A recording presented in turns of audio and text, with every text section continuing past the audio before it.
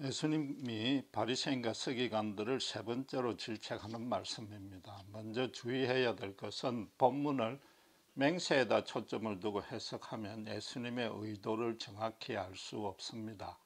마태복음 5장 33절에서 37절에 보면 너희는 도무지 맹세하지 말라고 그랬습니다. 옳다 옳다 아니다 아니다라고만 하고 그것에서 지나는 것은 악이라고까지 말씀했습니다. 반면에 본문은 맹세를 금하지 않습니다. 맹세한 건 반드시 지켜라는 뜻입니다.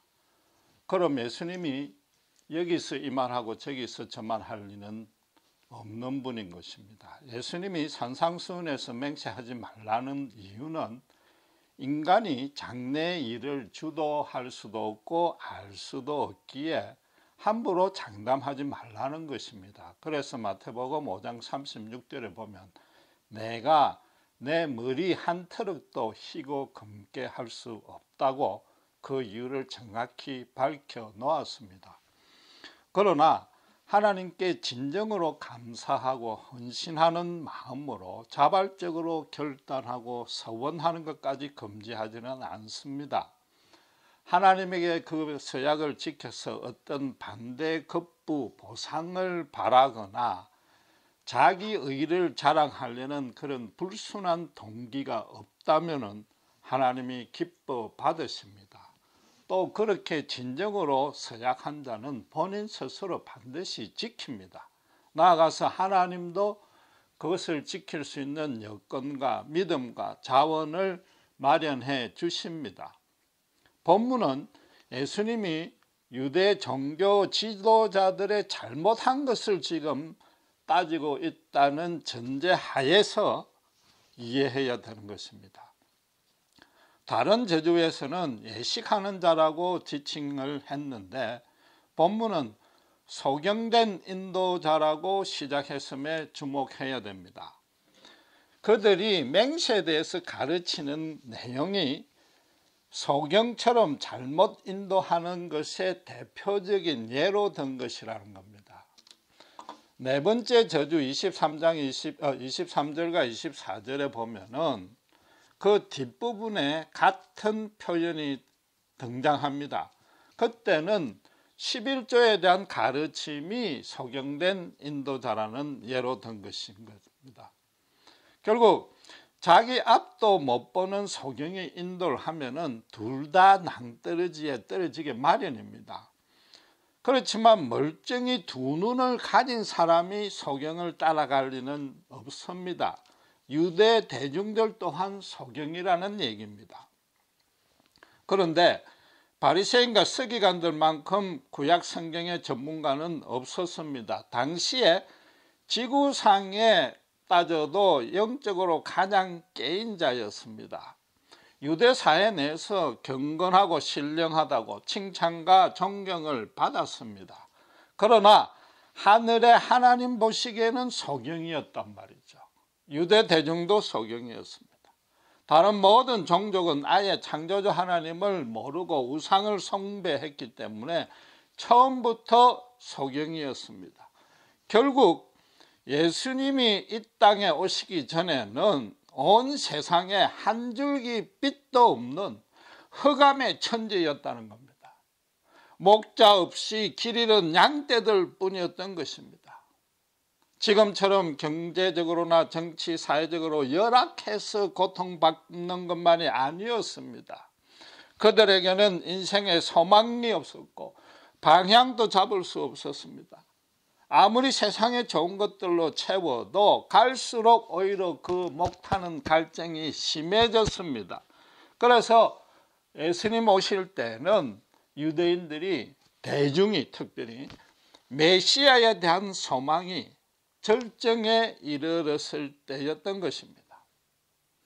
바리새인과 서기관들은 그들을 구약 성경과 특별히 율법을 더 엄격히 세밀하게 지키려고 노력을 했습니다. 그런데 왜 예수님이 소경이라고 야단을 쳤는가? 맹세에는 두 가지 조항이 반드시 포함이 됩니다. 첫째는 자기보다 큰 능력, 높은 신분의 사람이나 어떤 물건을 대상으로 맹세합니다.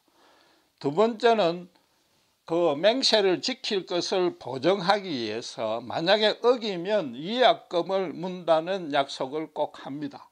흔히들 내가 이 약속을 지키면 내 성을 갈겠다고 큰 소리칩니다. 성은 부모요 조상이니까 분명히 자기보다 높은 신분에 걸고 맹세한 것입니다. 거기다가 성을 간다는 것은 벌금에 해당되는데 부모를 부인하는 천하 폐륜아에 라는 그 비방과 수치는 감수하겠다는 것입니다. 이 바리새인과 서기관들도 맹세에 대해서 백성을 가르치면서 이 두 조건을 교묘하게 이용하다 못해서 너무나도 영악하고 치사해진 것입니다. 예수님이 항상 그러했다시피 그들의 중심을 훤히 꿰뚫어 보시고 예리하게 지적했습니다. 그들은 16절 18절에 보시다시피 성전과 제단으로만 맹세하면, 즉 위약 보증금을 걸지 아니하면 그 맹세를 어겨도 아무 일이 없다고 그랬습니다. 하나님이 문제 삼지도 아니하고 유대 사회에서 죄인 취급하지 않겠다고 가르친 겁니다. 요한복음 9장 24절에 보면은 나면서 소경님을 예수님이 안식일에 고쳐주었습니다. 그걸 핑계 삼아 죄인으로 몰아붙였던 그들이었습니다. 대신에 성전의 금과 제단의 예물로 맹세하면 반드시 지켜라고 그랬습니다. 16절에 성전의 금이란 것이 성전이나 성전 기구를 장식한 금이 아닙니다. 19절에 보시면은 예물을 거룩해 하는 것이 제단이라고 그랬습니다. 예물은 바쳐진 것이지 제단을 장식하는 게 아닌 것입니다. 마찬가지로 17절에 똑같은 방식으로 금을 거룩하게 하는 것이 성전이라는 표현을 했습니다. 따라서 이건 성전에 바치는 금입니다. 결국 바리새인과 서기관들은 말로만 맹세하지 말고 위약 보증금을 걸으라고 가르쳤습니다. 맹세를 잘 지키도록 독려하고 감독해야 될 지도자의 책임을 다한 것 같습니다. 문제는 지금 주제로 삼고 있는 맹세가 인간 사회의 사람 사이의 약속이라는 겁니다. 만약에 하나님께 서원한 헌신은 반드시 제물을 드려야 합니다. 사무엘하 24장 24절에 보면은 아리우나의 타작마당에서 다윗 왕이 제사를 지내겠다 그러니까 이 아리우나가 왕에게 그걸 무상으로 헌물하겠습니다 그랬습니다. 그래도 다윗은 값없이는 여호와께 번제 드릴 수 없다 그러고 왕인데도 그 땅값을 지불했습니다. 율법에 따르면은 하나님께 절대 빈손으로 나올 수 없습니다. 서원을 해도 시작할 때나 끝날 때 반드시 예물을 바치면서 하나님께 결례를 드려야 했습니다. 하나님이 제물로 배를 불리려 한 것이 아니라 당신을 경배하고자 하는 그 마음의 진정성과 온전함을 보이라는 뜻입니다. 이 바리새인과 서기관들은 율법을 문자적으로 엄격하게 준행하기를 요구했는데 예물 없이 말로만 하나님께 맹세해도 된다고 가르쳤을 리는 전혀 없는 것입니다. 그렇다면 사람 사이의 약속에도 위약금 조항을 거는 건 너무나 당연한 것 아닌가 말이죠. 오늘날에도 돈을 빌려가면서 담보를 걸게 해야 되거나 최소한 약속음은 받아야 됩니다. 말로만 약속한 걸 듣고 안 갚으면은 재판을 해도 그 증거 부족으로 패소가 됩니다. 빌려준 사람도 순전하게 그 말만 믿었던 실수와 잘못이 있다고 해석을 한 것입니다. 그런데 인생사라는 것은 자기가 주도하지도 못하고 알 수도 없습니다. 하나님이 언제 생명마저 거두어 갈지 아무도 모릅니다. 한 치 앞도 모릅니다. 그러니까 인간끼리 맹세하다 보면은 종종 어기는 경우가 발생하기 마련이단 말이죠. 그래 되면 어떻게 됩니까? 위약금을 성전의 예물로 걸어놨으니까 고스란히 성전 수입이 된단 말이죠. 정확히 말하자면 종교 지도자들이 배를 불리는 결과가 생긴단 말이죠. 일견 타당해 보이고 합리적이고 종교적인 명분도 분명히 섭니다. 그러나 사실상 노골적으로 돈을 밝힌 것입니다. 부모를 공경할 돈으로 고르반, 이 말 뜻 자체가 하나님께 드림이라는 것입니다. 고르반이라고 선언하면은 부모를 예면해도 된다고까지 가르쳤습니다. 제5계명을 어겨도 문제 삼지 않겠다는 것입니다. 왜냐하면은 하나님을 사랑하라는 첫째 계명이 더 우선이기 때문이었습니다. 거기에 대해서는 누구도 반발하지 못하는 그런 영적인 이유를 분명히 가르쳤습니다. 그러나 실상은 그 돈의 전부 혹은 일부를 자기들이 챙길 수 있었단 말이죠.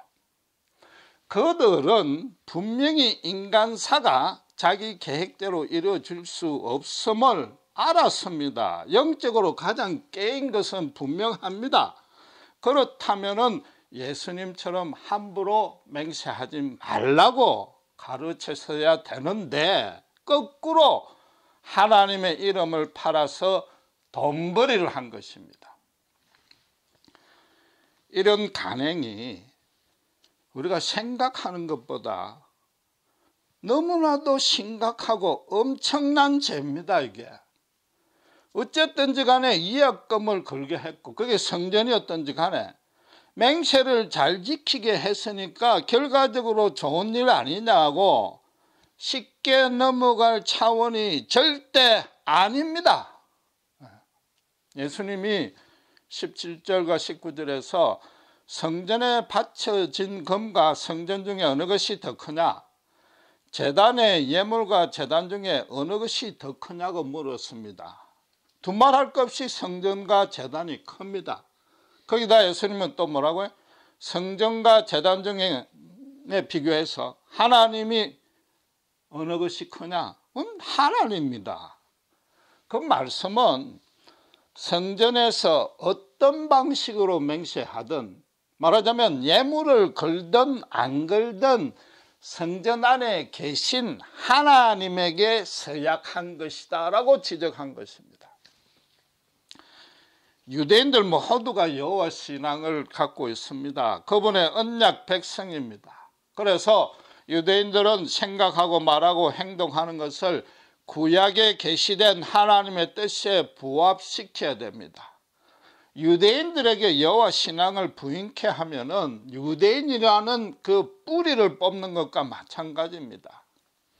말로서 성전과 제단에 맹세했을지라도 그건 여호와 신앙으로 따지면은 자신의 전부를 하나님께 드린 것입니다. 그걸 어겨도 된다고 가르친 것은 유대인의 정체성을 부인하라는 말입니다. 완전한 비유는 아니지만 비유를 큰데 한국의 초등학교 선생이 학생들들어 독도는 우리 땅이 아니라고 말하라고 가르친 것과 똑같단 말이죠. 바리새인과 서기관들이 그 진리를 모를 리는 절대 없습니다. 성전에 예물을 들면 맹세하라고 그 필수 조항으로 강조했지 않습니까? 계약대로 지키게 했단 말이에요. 그러나 말로만 계약한 것, 성전과 제단에 대고 말로만 계약한 것은 한해서는 자기들이 관여할 바가 아니라고 한 것입니다. 그 말은 세상법에 문자적으로 따져도 세상법을 적용해도 그건 문제가 안 되지 않느냐는 겁니다. 패소한다는 거죠. 예수님은 그런 핑계도 못 대도록 그것이 얼마나 큰 잘못인지 22절에 아주 분명하게 못을 박았습니다. 하늘로 맹세하는다. 그런 경우는 하늘에 예물을 드릴 수 없는 것입니다. 하늘에 어떻게 예물을 바칩니까? 말로 맹세한 것에 불과합니다. 그러나 하늘로 맹세한다고 했을 때는 삼척 동자라도 하나님께 맹세한 것을 알 수 있고 그걸 어기면 하나님께 벌을 받는다는 것입니다. 그걸 무시한 것입니다. 그게 지금 성전과 제단의 이름으로 맹세한 것과 하늘에 맹세한 것과 뭐가 다르냐는 거죠. 이게 아직도 얼마나 나쁜 죄인지 잘 실감이 안 날 것 같아서 서두에 든 예를 다시 인용해 보겠습니다. 이 약속을 안 지키면 내 성을 간다고 그랬습니다. 그럼 그걸 어기면은 당장의 금전적인 손해는 없습니다. 그런데 만약에 어쩔 수 없이 어기는 경우가 발생했다고 가정해 봅시다. 그러면 내가 어겼을 때 100만 원 줄게 하는 것과 성을 갈겠다 하는 것과 어느 쪽을 선택하시겠습니까? 정상적인 상식과 이성과 도덕성을 가진 자는 차라리 100만 원 줄게 쪽으로 선택을 합니다. 왜 그렇습니까? 성을 바꾼다는 건 아버지를 바꾸는 겁니다. 내 아버지가 하이라는 겁니다. 내가 사생아라는 겁니다. 그건 뭐예요? 자기 엄마를 불륜한 여자라도 바람피운 여자라고 인정하는 겁니다. 그건 자식된 도리로서 참아가 아니라 절대로 해서는 안 되는 일입니다. 지금 금과 예물을 바친 것은 반드시 지키라고 했으니까 차라리 100만 원을 물라는 뜻인가? 잘 들으셔야 됩니다. 아니단 말이죠. 그것만 가르친 것으로 끝났으면은 그런 뜻이 됩니다. 그러나 성전과 제단의 말로 한 것은 안 지켜도 된다고 가르쳤단 말이에요. 부모의 성을 갈겠다는 것은 돈을 지불 안 하고 말로만 한 것이기 때문에 안 지켜도 된다고 말한 것이단 말이죠. 본인이 창피한 것으로 끝날 문제도 아니단 말이죠. 그걸 구태여 문제 삼을 일이 아니라고 가르쳤단 말이에요.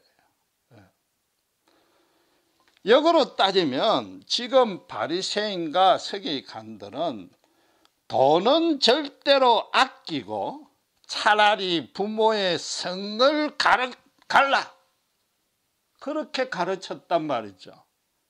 이해가 되십니까? 거기다가 맹세란 것은 자기보다 높은 신분과 대상에 해야 됩니다. 성전에 바친 금과 재물이 그 신자보다 더 소중하다고 가르친 겁니다. 유대인의 정체성만 부인한 것이 아니라 인간이 재물로 바쳐진 그 짐승이나 돈 몇 푼보다 더 못하고 그 돈 몇 푼이 더 아깝다고 그렇게 가르친 것이단 말이죠. 바리새인과 서기관들 자신들이 그런 생각을 갖고 있으니까 아무리 종교적으로 포장하고 영적으로 고상하게 가르친다 해도 결국은 그런 가르침이 드러나게 되는 것입니다. 죄는 반드시 추악한 면모가 드러나게 된단 말이에요. 예수님이 지금 그걸 정확하게 지적했단 말이에요. 그들은 하나님을 금이나 그 동물 재물보다도 더 못하다고 가르친 것이단 말이죠. 하나님을 거역하느니 차라리 돈을 챙겨라고 그랬단 말이죠. 그 돈을 백성들이 챙기면 그나마 다행인데 그 돈을 자기들이 중간에서 가로챘단 말이에요. 하나님에게 가장 가까이 있다는 사람으로 칭송받을 자들이 당시 세상에서는 가장 영적으로 깨인 자들이 이처럼 도무지 용서받지 못할 죄를 범했단 말입니다. 일반인들도 부모 성을 안 가는데 유대인들도 하나님의 성을 가려고 그랬단 말이에요. 실제로 유대인의 이름에는 여호와라는 이름이 다 들어가 있지 않습니까? 어찌 예수님의 7 저주가 오히려 부족하지 않느냔 말이죠. 예수님이 오시기 전에 유대 땅, 이 세상이 영적 실상이 이랬습니다. 성경이 선포하다시피 빛이 하나도 없는 흑암의 천지였습니다. 거기에 참빛 대신 하나님 당신께서 오실 수밖에 없었습니다. 십자가에 말없이 죽고 부활하셨습니다. 7 저주를 퍼본 그들조차도 그들의 잘못을 회개한다면 구원해 주시겠다는 뜻이었습니다. 그들의 잘못이 돈을 반긴 것뿐만 아닙니다. 그보다 더 큰 잘못은 참빛으로 오셔서 지금 자기들을 야단치는 이유를 정확하게 깨닫지 못한 것이란 말이에요.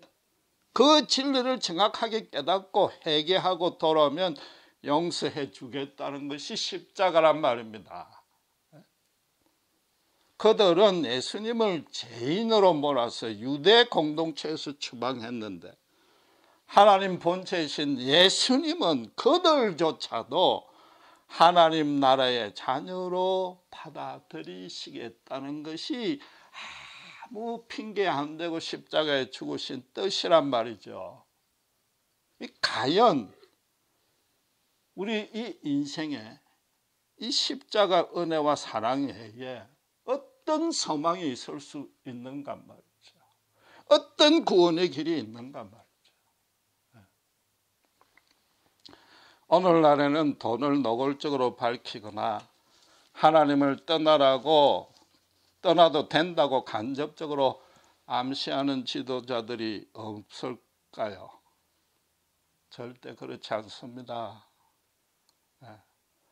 제일 쉬운 대로 내가 어떤 큰 교회 시무 장로인데 내가 돈을 떼먹겠느냐? 교회와 장로의 이름으로 맹세해 놓고는 교회 안에 사람도 아니고 교회 밖에 사람에게 그래놓고 어기는 일이 비일비재 않습니까? 물론 장로도 약속을 어길 수 있습니다. 사람의 일을 자기가 계획한 대로 할 수 없습니다. 자기가 뜻대로 당장 한치 앞을 못 볼 수 있습니다. 그 진리를 하나님만이 범사를 주관한다는 것을 사람이 계획할지라도 그걸 인도하는 이는 여호와 하나님이시라는 그 진리를 더 잘 아니까 장로가 되었습니다. 본인은 내가 교회와 장로라고 그랬지 내 개인적인 신분으로 맹세했지 하나님을 직접 거론한 적이 없다고 우길지 모릅니다. 성전과 제단으로 맹세했지 하나님께 맹세한 것이 아니라고 가르친 바리새인과 똑같이 할 수 있습니다. 그러나 그 말을 들은 상대는 하나님을 알고 예수를 믿는데 그것도 큰 교회 장로인데 설마 약속을 어기겠거니라고 이해했단 말이죠. 불신자도 부모를 걸고 맹세하면 반드시 지키는데 신자가 부모보다 더 높은 하나님께 맹세했다면 반드시 지킬 것이라고 믿었단 말이에요. 그 믿은 사람이 잘못이란 말이죠. 그런 자에게 예수님이 다시 오시면 장로와 교회와 하나님 중에 누가 더 크냐고, 장로를 누가 세워주었느냐고 주일학교 유년부 학생도 알아맞힐 질문을 하지 않겠습니까? 이 얼마나 부끄러운 일입니까? 예수님의 7 저주가 바로 자신에게 해당되지 않습니까? 너무나 두렵고 떨릴 일입니다. 장로와 돈을 빌릴 때는 교회와 장로란 것을 위약금으로 걸어서는 안 됩니다. 사업의 타당성과 장래 전망을 가지고 보증 서야 되고 반드시 서면으로 계약하고 담보물도 걸어야 됩니다. 교인이 세상의 법규와 상식을 더 철저하게 준수해야 됩니다. 그래도 실패할 수 있습니다. 차질이 생길 수 있습니다. 그러면 성심성의껏 양해를 구하고 최선을 다해서 보상해야 됩니다. 그래서 그 상대가 처음에는 장로인 줄 몰랐는데 나중에 다 깨끗하게 해결되고 나니까 알고 보니 그 큰 교회의 그 장로였더라. 역시 예수 믿는 분은 뭔가 달라도 다른 애라는 인정을 받아야 된단 말이죠. 그게 바로 예수님께서 5장 16절에 마태복음 너희 선한 행실을 보고 사람들로 하여금 하나님께 영광을 돌리라는 것 아닙니까?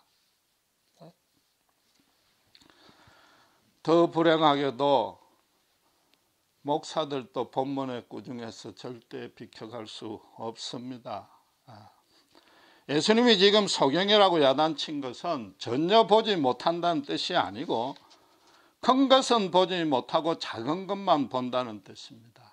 엄밀하게 따지면 큰 것을 못 본 것이 아니고 큰 것도 보았는데 무시했습니다. 자기 일에 유익하게 악용했습니다. 종교적인 명분으로 치장했단 말이죠. 하나님이 크게 보시는 것을 적게 보고 자기가 보기에 큰 것만 내세웠는데 그 내심은 정확히 말하면 자기의 유익을 위해서 교인들을 동원시키고 독려하고 감독한 겁니다. 자기 영달과 명예만 높이려 한 겁니다. 하나님의 일이란 구실을 앞세워 놓으니까 영적 분별력이 떨어지는 교인이 따를 수밖에 없는 것입니다.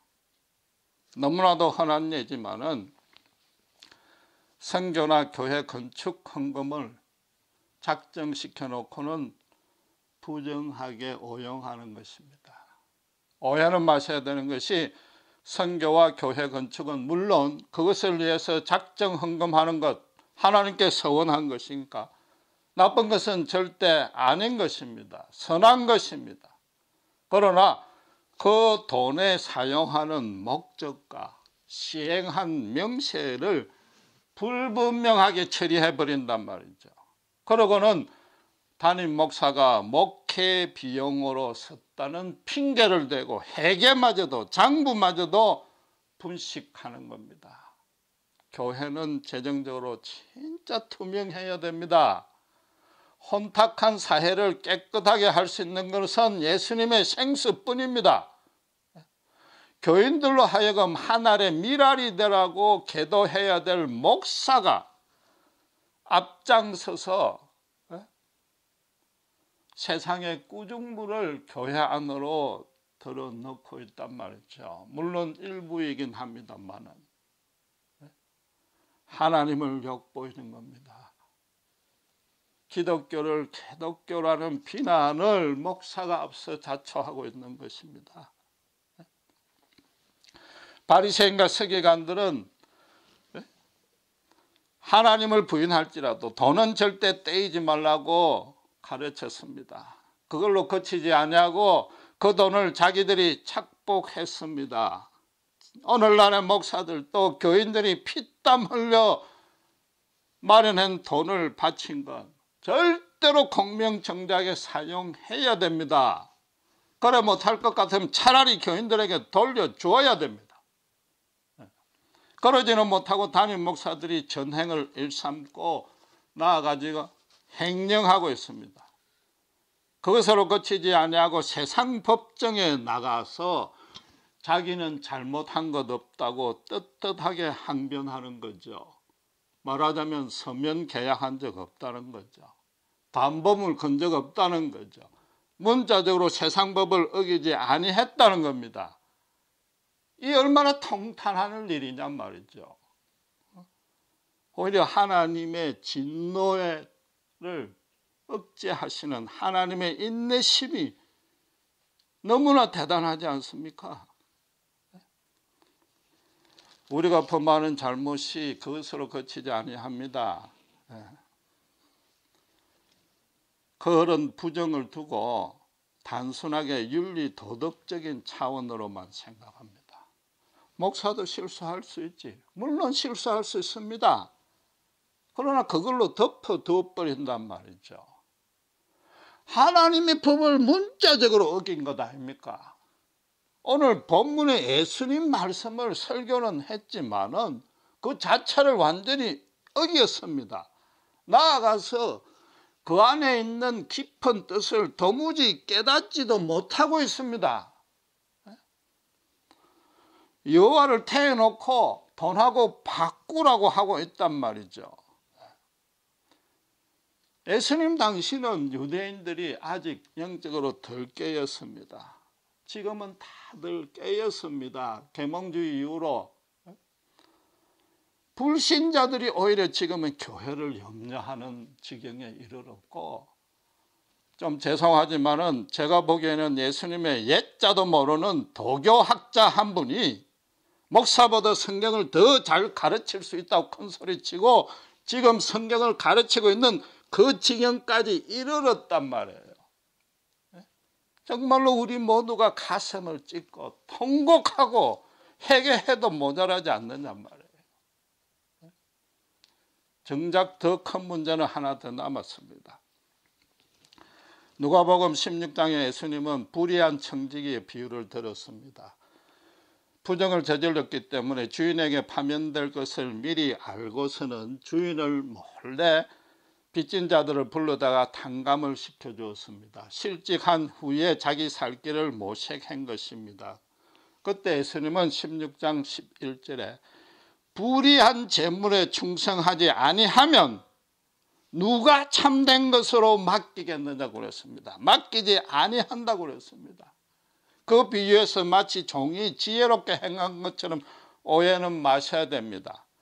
세상에서 형통하려면 세상의 방식으로 영악하게 행동해야 된다는 것이지 그게 선하다는 뜻은 절대 아닌 것입니다.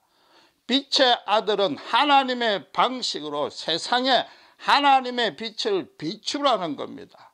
간단히 말해서 신자는 절대로 금전적으로 깨끗하고 투명해라는 겁니다. 만약에 그렇지 못하면 참된 것으로 채워주지 아니한다는 말이죠. 교회와 지도자와 교인들이 지금 행태를 계속하면은 하나님의 은혜와 권능이 더 이상 역사하지 아니한다는 겁니다. 돈을 목적으로는 삼지 아니하겠지만은 가장 중요한 수단으로 동원을 해서 하나님의 일을 하면은 그게 아무리 교회 건축이고 선교일지라도 하나님은 그것에 부재할 수 있다는 겁니다. 하나님의 일은 하나님만이 하시고 성령의 권능으로만 역사하십니다. 그것도 예수님의 십자가 진리가 세상에 더 많이 더 밝게 비춰지는 모습과 열매로만 역사하는 겁니다. 그럼에도 아직은 소망이 있습니다. 모든 불신자들에게는 돈이 인생의 목적이요, 최대한 양보해도 가장 중요한 수단입니다. 예수를 믿는 신자란 것은 그런 세상에서 불려 나온 것입니다.